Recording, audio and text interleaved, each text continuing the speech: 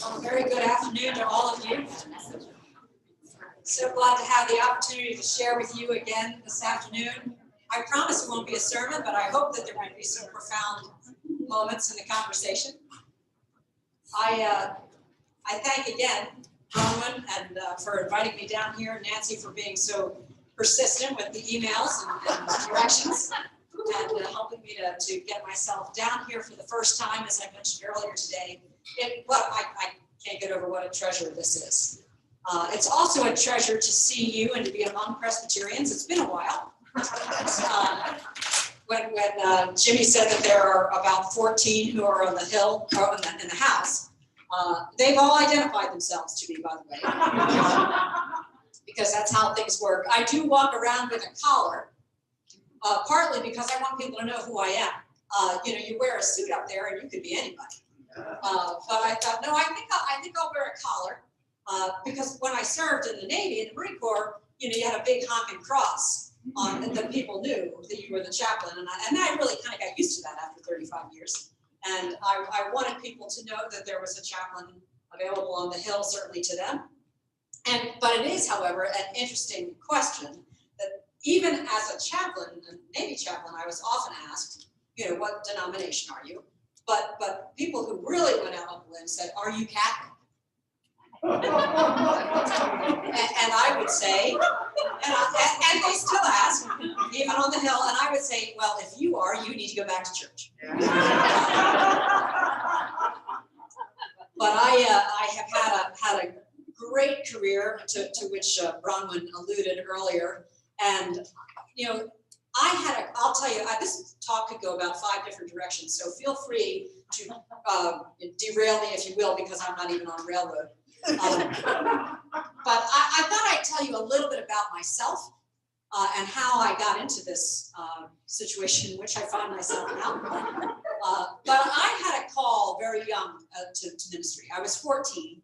I had a wonderful youth pastor, and he, I remember it as in color as you are to me right now, this memory, that we were at a retreat, a youth retreat at a camp much like this in Pennsylvania.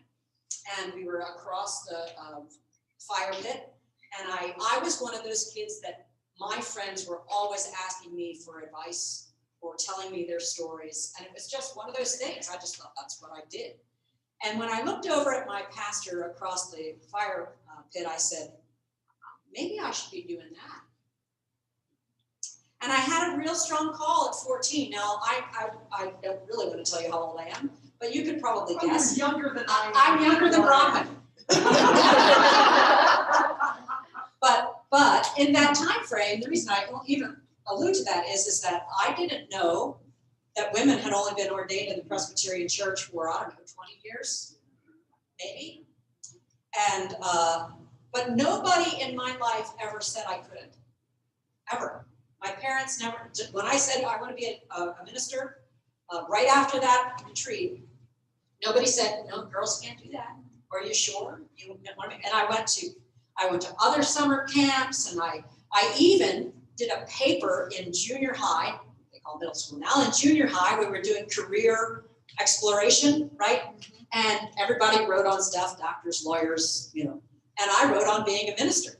And I remember cutting out photocopied pictures of men in pulpit robes, and they were clergymen, and I wanted to be a clergyman.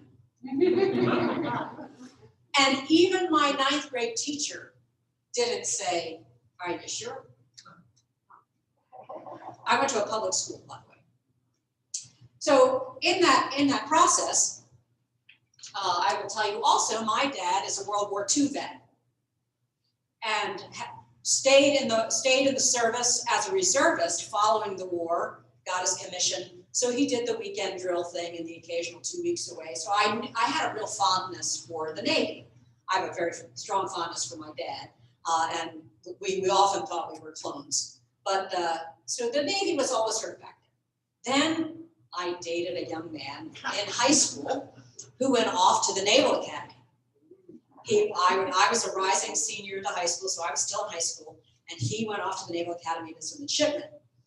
And I went down to visit him on Parents' Weekend. And I said, man, I really like this Navy stuff.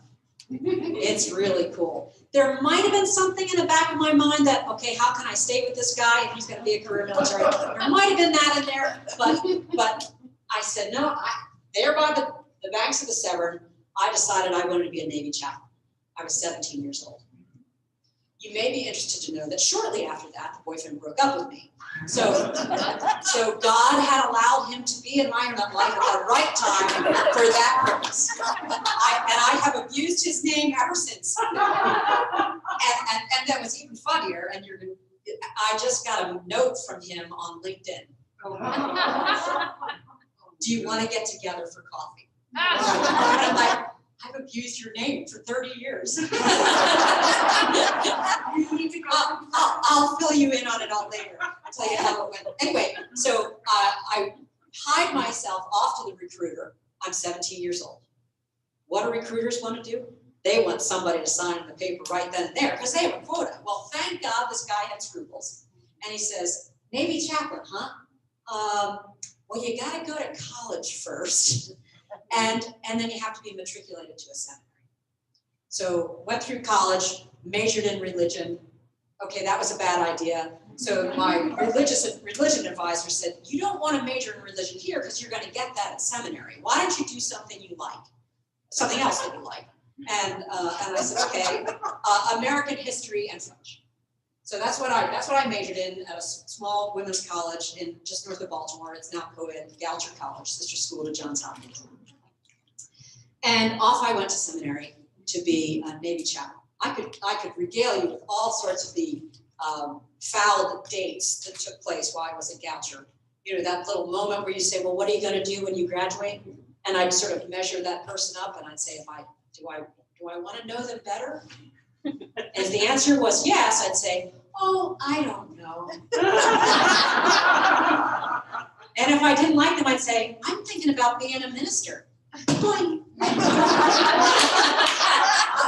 Really good litmus test. Wonderful. Anyway, so off I went to seminary, joined what they call the chaplain candidate program, where I had the opportunity to do all the training necessary to become a chaplain in advance. So I went up to Newport, Rhode Island in the summer of 1983 because somebody has to, and Newport's and just a wonderful place. And I would do drills, volunteer drills, while I was in seminary. And this is Roman and Howard remember this well. And I would put on my little uniform and I would go to drill and I did that. And that helped me to earn money to be able to pay for seminary. That the separation of church and state, in as much as the state does not pay for my seminary education.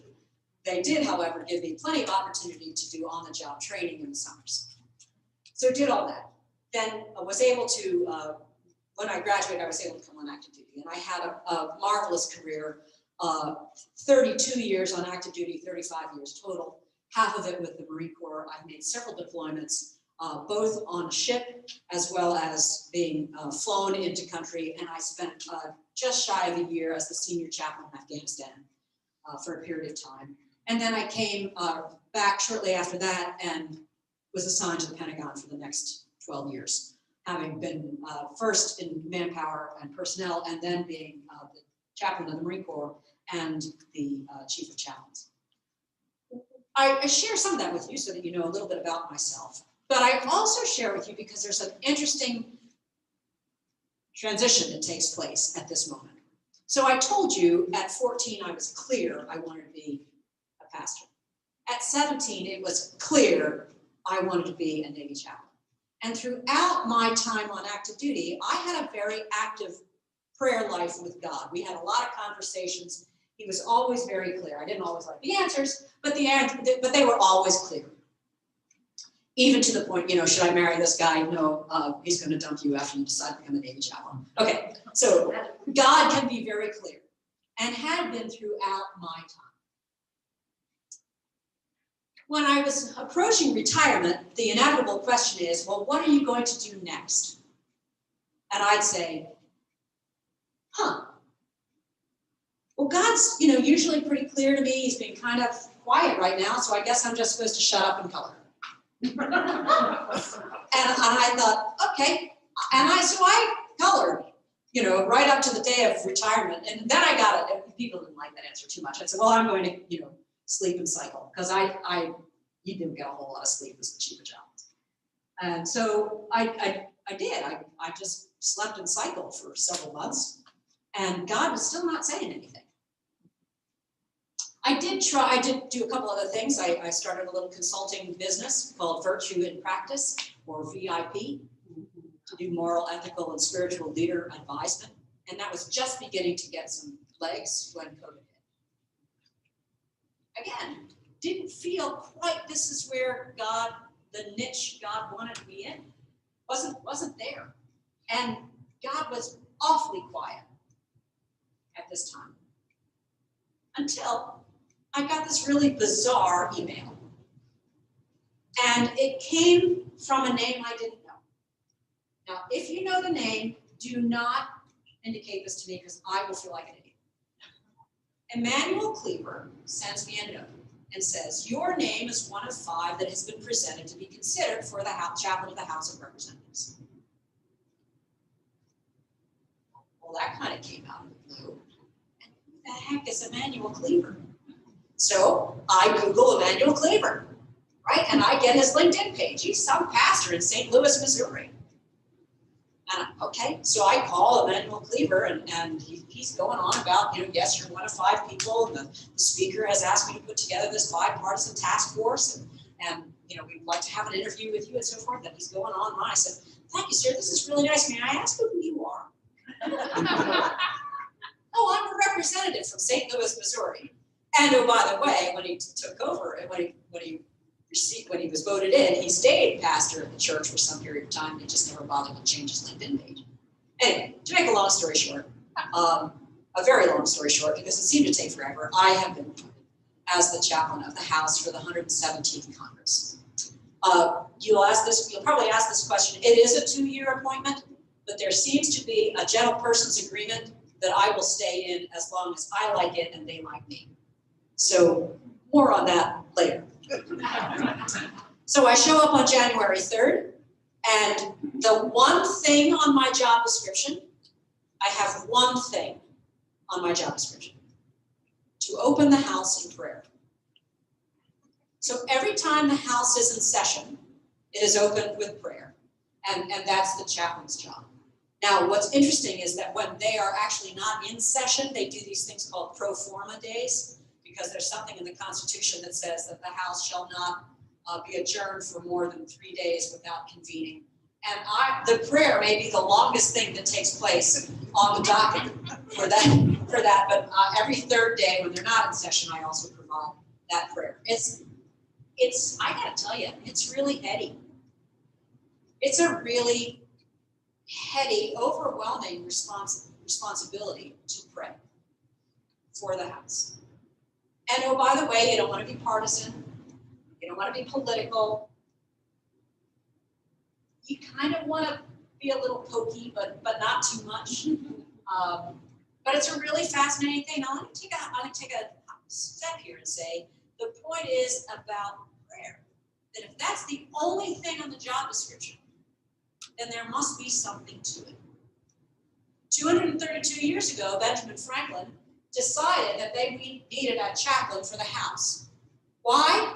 Because there was a little acrimony going on between the sides. See, plus ça change, plus c'est la même chose. The more things change, the more they stay the same. And so Ben Franklin said, we need prayer. And he called some local yokel from Philadelphia and had him open the House in prayer. And then in 1789, they established the chaplain's position for the sole purpose of opening the House in prayer. Now, when I was asked, well, actually didn't ask, but I offered to give a title to this conversation, I said, remember, I'm prior military, so it may take a half a second. Please release all your eternal resources. Please release all your eternal resources. Anybody get it? Prayer. So in determining what my job would be beyond those 5 minutes of praying, I have established a couple things, and one of the things I've established is what we call a chaplain chat. On the weeks that they are not in session, on Wednesday afternoons when they're not in session, I open up a Zoom call and I talk on a subject. And one of the ones was on prayer, and this little ditty came to mind. But in speaking about prayer, I have come to realize over my professional life how difficult prayer is for people. When people, and all of those who are pastors, or God forbid you should be identified as religious, and somebody needs a prayer, they say, you know, would you mind offering the grace today for me? As if you're asking them to, you know, I'm sorry, I am a sailor, so things come to mind. Something really vulgar, right? And it's just like, of course I'd be happy to say grace. Why wouldn't I? Or when they come up to you and say, you have a closer connection. Could you pray for me or for this thing? And I'm like, I have no more access than you do. But it is an interesting thing that this prayer thing is so precious. It has such a visceral element that you're really at the soul of a person when you start talking about prayer. All the more reason when we are asked to pray, how seriously we should take that. As the chief of chaplains, I had the chance to do quite a bit of recruiting, and we would have a board for people who were interested in becoming Navy chaplains. And for a period of time, I sat as the president of that board, not as the chief, but earlier. I would say, I'd like to ask you, you know, my question is, you are at sea, and for those of you who don't know, when United States ships are at sea, and there's a chaplain on board, just before taps, and taps is at 2200, 10 at night, just before taps, at 21:55, somebody comes over the intercom, 1MC, and says, stand by for evening prayer. And the chaplain has and they shut down the movies, they shut down any other noise that's out there. The ship comes to a hush, truly. And the chaplain has the opportunity to preach, to pray for a couple minutes on the 1MC. Talk about awesome. Because the bridge of the ship is dark, because when you're at sea, at nighttime you have to darken ship. You don't want to be picked up on the radar, so you're sitting there with your little red flashlight. By the way, if you ever write your evening prayer in red pen, you won't be able to see it. Only did that once. And it means something to people. Sailors would come up to me later the next day and, hey, chaps, thanks so much for praying for whatever it was. And I started to pick out departments or divisions that I could, you know, highlight for that night. And, hey, chaps, thanks so much for praying for us tonight. And the next person would say, hey, what about ours tonight? You know, and there's something very precious about it, even for those who aren't particularly religious. But even for those of us who are, there is something really awesome about prayer. Awe, the full sense of the word of awe. Not like holy cow, wow, but wow, that's frightening. So the privilege that I have to open the United States House of Representatives in prayer is not lost on me. Then some of you may have read that something happened on the 6th of January. The Religious News Service, I actually had gotten a number of requests from news agencies to take an interview for that day, and I refused them all, with the exception of the religious news service. I was making the assumption, and I think it's a fair assumption, that they were not trying to be partisan or put forward an agenda of any political sort. And they told my story actually fairly well. The only thing I didn't like is that the guy put my age in there, but that's right. Why? What point does that do to the story? It gives you nothing. Anyway, but some of you may have read that article, and it's out there should you wish to read it. But I was in the House that day. I was in the chambers because I am not a political person. Serving the military for 35 years, you don't venture into politics. You have a commander-in-chief, you get orders, aye, and carry on. So I didn't ever get into politics. I never studied it. I really don't know how it ticks. So I was just taking it all in. This was a joint session, which doesn't happen very often either. So the Senate comes and processes in. It's quite common circumstance, right? I'd taken a little seat. I learned later I actually had an assigned seat somewhere else. I didn't know that. But I had taken a seat sort of right in the center of the aisle because I wanted to get it all in. I did sit on the right side. Only because there were no chairs in the aisle. And I tend to sit on the right side when I go to church. Okay, so I watched the Senate process in, and the box with the ballots comes in, and the vice president looks right at me.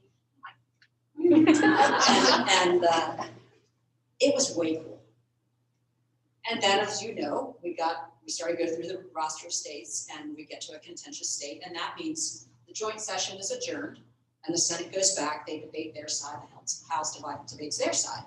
And it was within minutes after the Senate had left that I saw a flurry of activity taking place around the speaker. Now, with my prior military experience, I can tell that that's a security detail.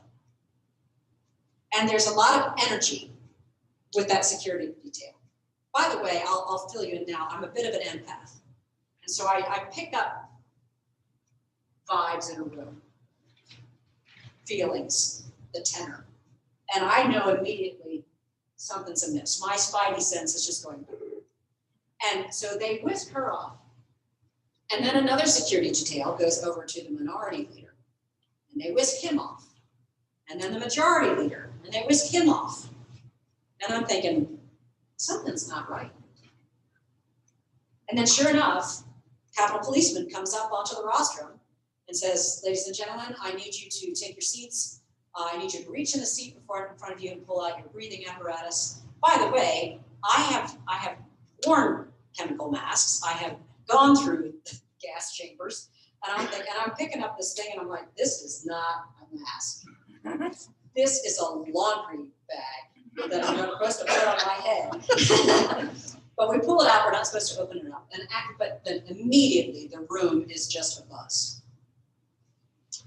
And one of the clerks at the rostrum looks up at me. I'm wearing a collar. Looks up at me, points, gestures.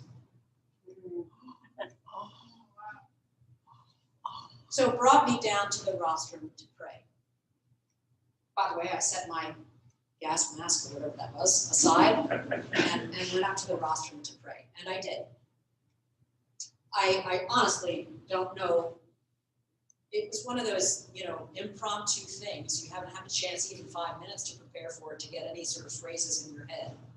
And so it was as from the gut kind of prayer as probably I've ever prayed. And then came back to my spot. And I noticed, I could tell immediately which of the members were prior military. Because they all went running to the side of the sound of the guns, about 10%. The other 90% could not get out of the door fast enough. And the panic that was in the room was palpable. It really was just palpable. And I thought, I should go with them, because those are my people. And as I shared with these guys, no, you got to take that parable of the 99 and one sheep and turn it on its head. The one sheep was perfectly fine. It was the other 99 who were in danger. And so I made my way, and yes, I heard everything.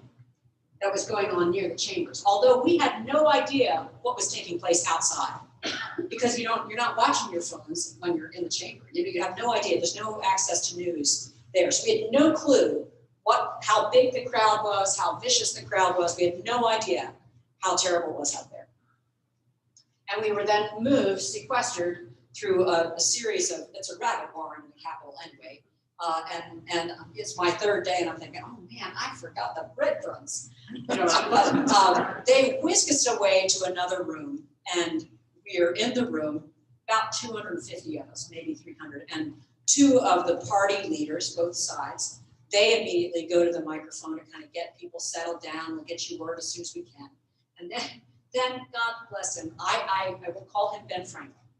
Older member, I won't tell you where he's from, but he wrests the microphone away from the party leaders, and he starts talking about, now is the time we need to pray. Ben Franklin, when he knew that there was trouble here, he said immediately that we need to pray. And the party leaders are looking at me going, so I go up there, and he's trying to start the prayer. And I just went up to him and I said, I got this. So reluctantly, he handed me the microphone. And I prayed Psalm 46 and followed on with further prayer. The rest of the afternoon, then, I spent, this is a horrible phrase, but working the room, as chaplains do, right? You know this as pastors, as people of faith. You're checking on people. Well, as Jimmy said earlier, when somebody asks you how you feel, they say, fine.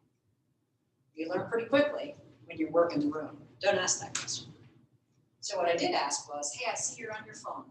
Does everybody who loves you know you're okay? And they said, yep. And I said, do you know you're okay? And sometimes the answer was no. Others will go, oh, I'm fine. Okay. And I said, great. I'm glad you are. I need you to do me a favor. I need to deputize you, because I don't know these people. But if you see somebody out there who isn't fine, could you direct me to them? Could you introduce them to me? And that's how I spent the next 2.5 hours. Now, what's interesting, they were all calling their families. I have not yet called mine.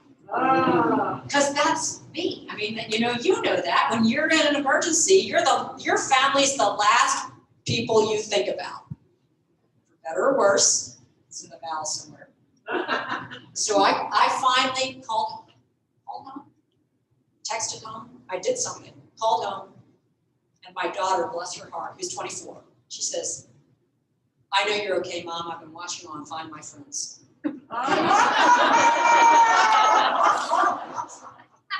So here I am circling this room. She's watching me circle. God love her, which was just precious. And somebody said, I don't know whether it was in text now at this point, and maybe Tim, my husband, said, where are you? And I said, I can't tell you that. And Lindsay says,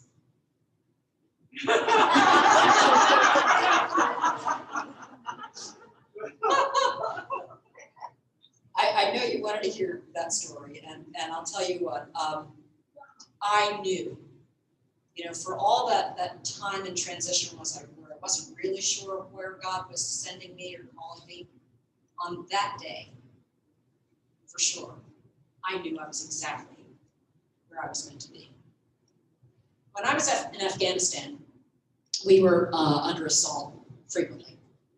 And I, as a non-combatant, carry no weapons. Now, I did have a bodyguard, but when the fit hit the shan, I would walk around and work the room, right? And I have to tell you, I was never, ever afraid. I had such a peace about me. It was tangible to me. I knew nothing was going to happen to me. I can't tell you how I knew that. I just knew it wasn't happening. Not today. And there were some very interesting situations in which I found myself. Now, my bodyguard said, am I under that covering? That feeling came back on January 6th. It was as real to me then. In fact, I was with a young man who was trying to escort, he was an aide to one of the members, who had just recovered from COVID and was having a terrible time walking and breathing to this. It was a fairly long hall to this room we were being sequestered in. And the member was, just really struggling to keep pace. And the Capitol Police came up alongside him and said, we'll get you a wheelchair. And they were dismissing the rest of us, meaning the aide. The aide, up to that point, had a purpose, right? And he was very together, very with it, as long as he had a mission. As soon as he lost his mission, he fell apart. Just dissolved. And so I took his arm, as if he was leading me. I took his arm, I said, come on, we'll go, they've got it. And I could feel him shaking. And I said, tell me what you're afraid of. He says, I'm afraid I'm going to die. I said, not today, you're not. Who am I to say that? But I knew it. We were not going to die that day. Powerful moment for me and for him. Prayer matters. It is something to be afraid of. It's something to be very conscious of and to hold holy. And as I've opened the house then in prayer several times since, I got myself in trouble. Yeah. And the day of the COVID relief bill, I told you I'm an empath, and the days prior to the vote, which was on a Wednesday, the days prior to the vote, the acrimony in the room, you could cut it with a knife. Both sides had really valid points. One side was not more noble than the other. If I've learned one thing about this, no side is better than the other. And every argument has some really valid background to it. And there's reason that just listen to me, just hear me, just hear us. Why can't we? And why haven't you? And so I stood up to pray. Now, up to this point, I had been praying in the first person plural. God, we are. And we're a confessional church. So a lot of what I've prayed up to this point were confessional type prayers. This was what the prayer was on that day. Almighty God, as these lawmakers take their sides on this factional bill before them, we pray your mercy. Forgive them, all of them, for when called upon to respond to a once-in-a-century pandemic that has rocked our country, upended its economy, and widened the chasm of partisan opinion, they have missed the opportunity to step above the fray and unite to attend to this national crisis. In failing to address the acrimony and divisions which have prevailed in this room, the servants you have called to lead this country have contributed to the spread of an even more insidious contagion of bitterness and spite. Rather than employing the preventive measures of compassion, kindness, humility, gentleness, and patience, this armor has been set aside in favor of argument, disparaging words, and divisiveness. You have warned us that a house divided against itself cannot stand, and now we stand in need of healing and reconciliation. Merciful Lord, rebuild this house that their labor will not be in vain. We offer ourselves and our prayers to you in the strength of your name. Amen. Well, when I offer prayers, there are usually maybe, at most, 15 people in the room. Not many. Maybe that day there were 20. Because they're doing committee meetings and it's just opening statements, and later they'll have the debates and the votes and so forth. Well, the one side came up to me and said, well, it is Lent. Several members said, well, they never said thanks, they just said, Well, it is Lent. The other side said nothing. Nothing. And I thought, wonder what that means. And I shared the prayer at home. Now, I'm going to give this away, but my husband didn't like it. He said, "Oh, you stepped in it big time." And I said, "I did?" He says, "Oh, yeah, you did." And my daughter said, "Tomorrow, butterflies and rainbows." I said, "Okay, I can do butterflies and rainbows." So the next day's prayer was fairly benign. However, one of the things that's not in my job description, but what I do is I spend a lot of time in the chambers when they're voting. It's kind of like, coffee hour at church. And I'm having some really good visits with a lot of folks. And up comes one member and says, "Chaplain, I need to talk to you." I'm thinking, "Oh man, I've really broken in. Now they want to talk to me. This is great." And he says, "That was the worst prayer I have ever heard." That was the most partisan, pointed political prayer I have ever heard. And I went, "Oh, man, can you tell me why you thought that?" And because that certainly was not my intention. It was not meant to be partisan at all. And he told me. While I'm in the middle of that conversation, another member comes up to me. And he's got the same look on his face that the first guy has. And he says, "Chaplain, I need to talk to you." I said, "I have a feeling it's about the same thing. Would you like to tell me now?" And out came the same vitriol. And I'm thinking, well, that was the shortest lived chaplain of the house tenure ever. And so I stepped away from that conversation with those two individuals, went to the back of the room where one of the party's staffers were back there, and he and I had created a wonderful relationship. And I said, "Hey, I just really got blasted for that prayer yesterday." And he says, "Oh, I thought you were talking to both sides." He said, "It seemed pretty inclusive to me." My word, not his. And as I'm talking to him, I see a member talking to another staffer, going, "Here's the chaplain." And I'm like, "Uh-oh." And he comes, she points up to me, and he says, "Are you the chaplain?"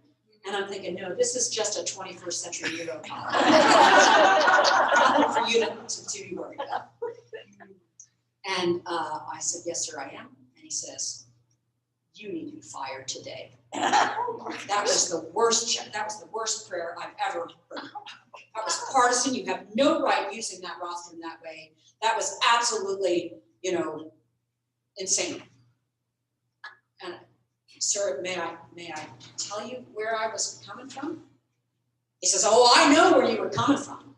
He says, "You wanted us to vote a certain way on that bill." And I said, "Then you don't know where I was coming from." And he says, "I don't care. You need to be fired." And off he stormed. Well, apparently, and now I'm really, I'm upside down. Apparently, several members of that party went to their party leader and put me on report. The party leader hadn't heard wait. I owe one thing. As I came to understand, how did these members who weren't in the room when I prayed, where did they get this from? God bless the Washington Post. Chaplain lamb-based legislators over COVID bill. And they took a couple lines from the prayer and put it out there. And I could hear it every time I was being chastised. Those same lines came out several times. I went, you didn't hear the prayer. You just heard the feedback. So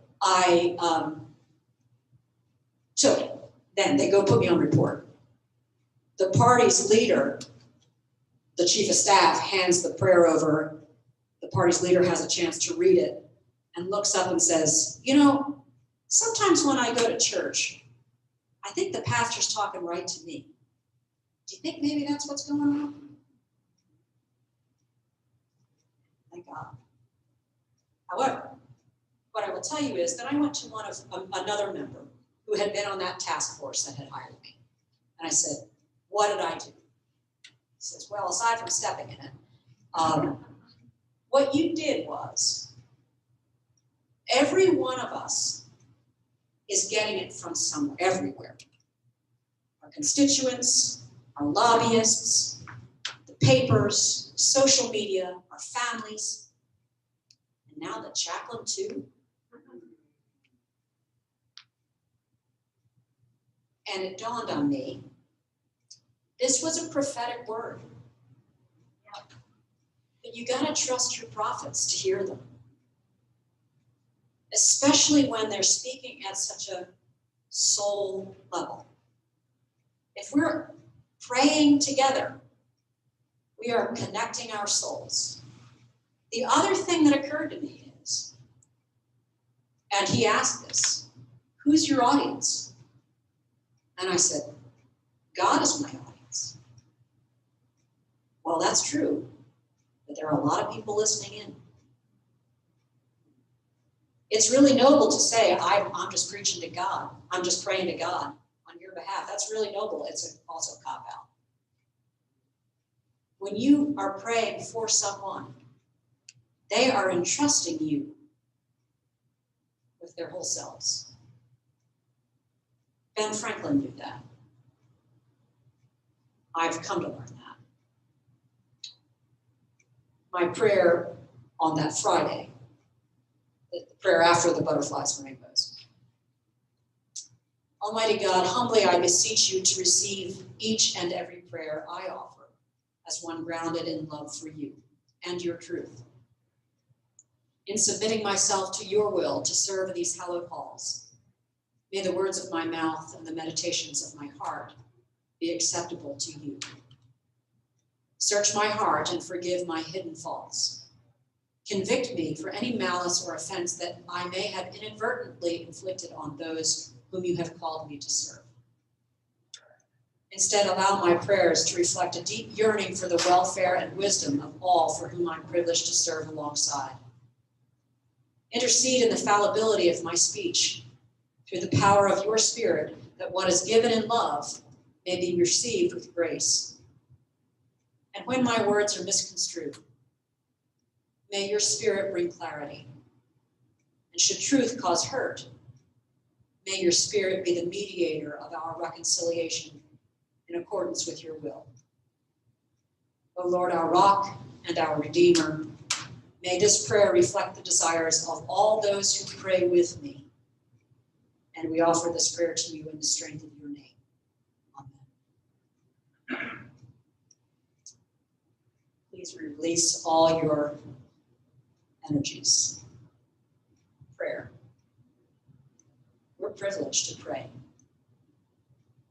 We truly are privileged to pray. I look at you and I know that you have been along bedsides. You've been along gravesides. You have been in situations that people had nothing to hold on to other than you and your words. The energies you've been given. More importantly, the power you're given in prayer. Don't ever underestimate that. May they be prophetic in as much as you know God will act. But may they be pastoral so that they can trust you to take them into that place where God will act on their behalf. Thank you for the opportunity to share with you today.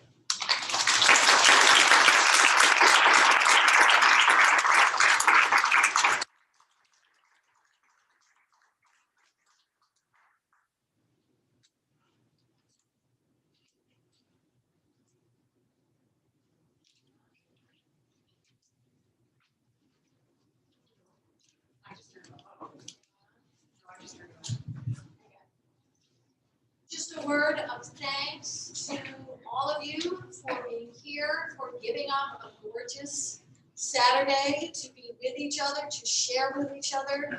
Those of you who have been presenters, Margaret, Jimmy, our friends from this presbytery who led a book discussion or shared about their experiences as Matthew 25 congregations, just thank you.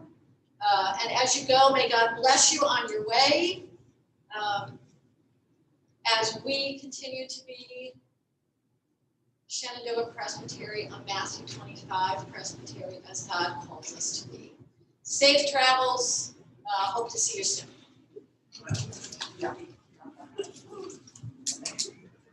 Can do something fun for your anniversary.